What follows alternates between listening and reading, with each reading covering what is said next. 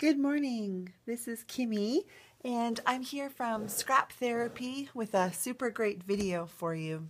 One of my teachers, Sue, came up with this adorable koala card using the Craftin' Kimmy's koala stamp set, and it's a 3D card so that when you're looking at it, it's like looking through a window, and I just love it.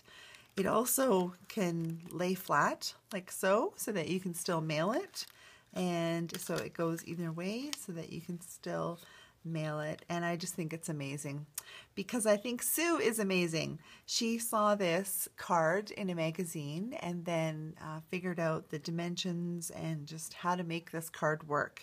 And so I give her all the credit for coming up with this, and the measurements are all because of Sue and her amazing talent. So thanks, Sue, for doing this card. Now, she did it last week as a class, and I wasn't able to go, but she gave me the measurements, and then I've just been having so much fun making cards ever since using this design and this pattern. So I'm going to show you how to do it super quick and easy and simple.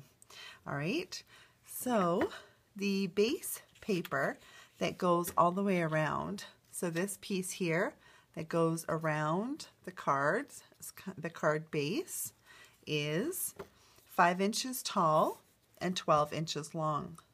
And I'm going to leave this on here while I'm working on my project just so that you can write down the measurements and make your own.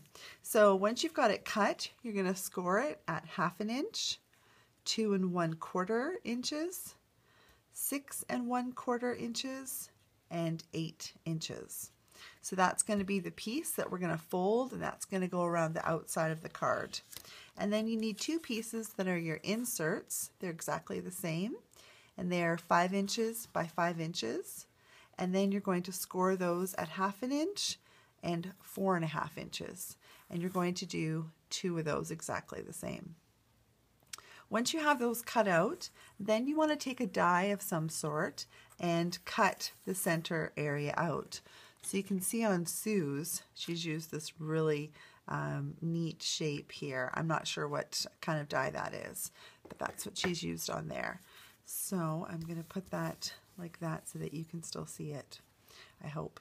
Okay, so what I've done is I've taken my piece, and here it is, my 12-inch long by 5-inch tall piece, and I've used die here and cut the center out. And then what I've done is on my 2 insert pieces, I cut the exact same die in the same place on those next 2 pieces that I have that are going to be the inserts for the inside of the card. So when I'm doing mine, I like to fold one of the inserts with the tabs back and one of the inserts with the tabs forward.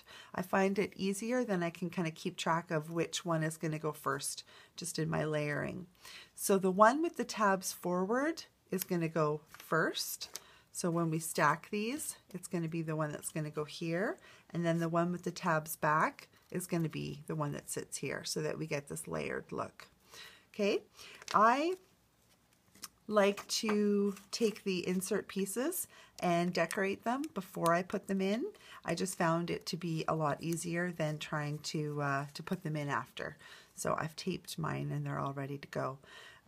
So I am not going to fuss around too much with that right now because I just want to make this really quickly for you, show you how easy it is, and then show you some samples of some other ideas I've done with it.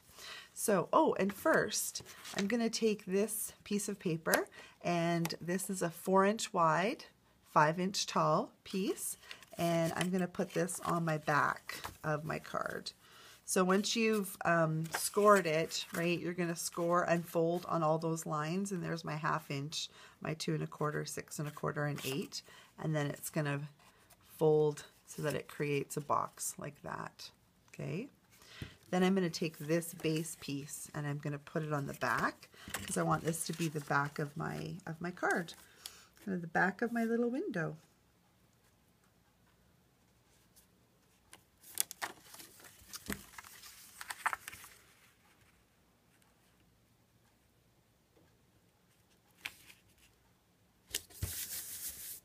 Okay, so then now when you look through, you can see the, well, one, I got rid of the bottom of my paper, and two, I've got a really nice background.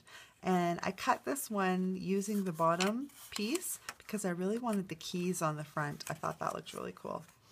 So once the box is made, you won't see the inside pieces. Okay, so now I'm going to do my first insert, and that's going to be the front insert. So I've put on this die. It's a Tonic Studio die. Just cut it out and glued it on the top and the bottom. So my tabs are facing forward, and I've adhered them using some Sukewang. I've already got that on there and pulled it off. So now this is going to be the one that's going to go on the front, right? This is our first layer. So I'm going to take it and I'm going to line the edge of that tab up with the fold that's closest to my front window. So just line it up on the top and on the bottom.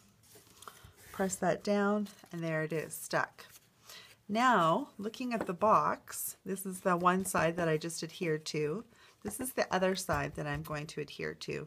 So again, there's my front window, and I'm going to take the other tab and line it up to the fold mark on the other side and tack that down. I'm hoping you can see this. So I just tack that down.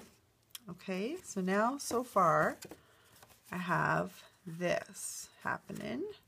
There I've got my first layer in that you can see.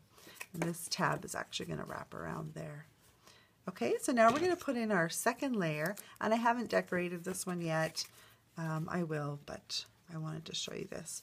So now this one, the tab is going to go backwards, and I'm going to line it up with the back fold line. And then do the same thing on the other side and line the tab so that it's facing backwards. And I'm going to just fold this back so you can see what I'm doing. You see how I'm going to just line that up with that fold line right there and tack it down. All right, now fold this back, and then I'm going to put some adhesive on the back of this, and it's going to wrap around. Now you might think, oh, maybe I should tuck it in, but if you tuck it in, you're going to see it on the other side through the window. You'd see that little tab over there. So we want to wrap that tab around the back so that you can't see it, and glue that on. All right, so there's the front. Now I've got a bunch of pieces. I have some more Craft & Kimmy stamps that I've used. Got an Anne of Green Gables, which I'm a big Anne fan, so I really love her. And then I have a bunch of other embellishments I'm going to put on. So this is what she looks like when she's finished. I put a little suitcase and some little trinkets and a bunch of flowers. I love this little flower die by Cherry Lynn. It's called Baby's Breath. So isn't she so cute? True friends are always together in spirit. So I didn't stop there, of course. I made a Mary Poppins one. This is another Craft & Kimmy stamp set.